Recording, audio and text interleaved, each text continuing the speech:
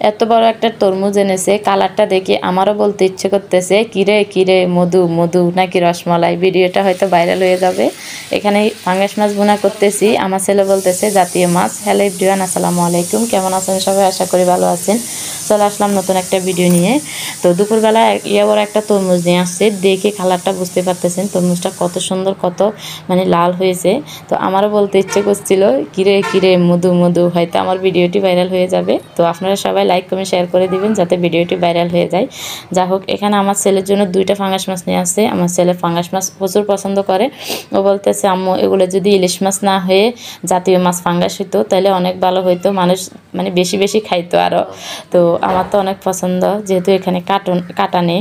তো আমার ছেলে কাটাওয়ালা মাছ পছন্দ করে না, তো কাটা ছাড়া মাছই পছন্দ করে। সেই জন্য আমি ওর জন্য কয় পিস মাছ ভুনা করে নেব। তো এই জন্য মাছগুলো কুটে ডোলে পরিষ্কার করে তারপরে কুটে নিয়ে নিলাম। পিস ভাজি করে নিচ্ছি, তারপরে টমেটো দিয়ে ভুনা করে নেব। তো আপনারা কে কে পছন্দ করেন এভাবে মাছ খেতে অবশ্যই কমেন্টে জানাবেন। যদি ভিডিওটি ভালো লেগে থাকে লাইক কমেন্ট শেয়ার করে দিবেন। আর আমার চ্যানেল নতুন হয়ে থাকলে চ্যানেলটি সাবস্ক্রাইব করে দিয়ে আমার পাশে থাকবেন।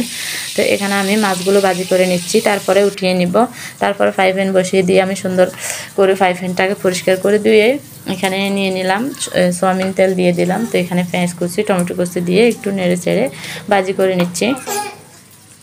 তো আপনারা ফাঙ্গাস মাছ কীভাবে রান্না করেন? তো আমি তো এইভাবে বেশিরভাগ ভুনা করি আর মাথা দিয়ে তরকারি রান্না করি। তো এখানে আমার ছেলেটা আসছে, ও অসুস্থ অনেক, ও সিঁড়ি থেকে পড়ে মানে পায়ে অনেক ব্যথা পেয়েছে। তো সবাই আমার ছেলেটার জন্য দোয়া করবেন। তো আমি ডাক্তার দেখাইলাম, ও ড্রেসিং করে এখন ওষুধ খাওয়াচ্ছি। তো এখানে হলুদের গুঁড়ো, মরিচের গুঁড়ো, রসুন বাটা, জিরের গুঁড়ো আর লবণ দিয়ে সুন্দর করে মশলাটা কষিয়ে নিচ্ছি। তো এখানে মশলাটা কষিয়ে নেওয়ার পরে দেখেন একদম লাল লাল করে মশলা কষানোর পরে আমি ওই ভাজি করা মাছগুলো সুন্দর করে এখানে দিয়ে দিব। দিয়ে সুন্দর করে ভালো করে কষিয়ে নিচ্ছি। তো আপনারা এভাবে একবার বাসায় ট্রাই করে দেখবেন, ফাঙ্গাস মাছ খেতে এত মজা লাগবে। যারা খান না তারাও একবার হলে খেতে ইচ্ছে করবে। ওইখানে দেখেন একটা মাছ পিস রেখে দিয়েছে, এটা হচ্ছে আমার ছোট্ট আয়নের জন্য।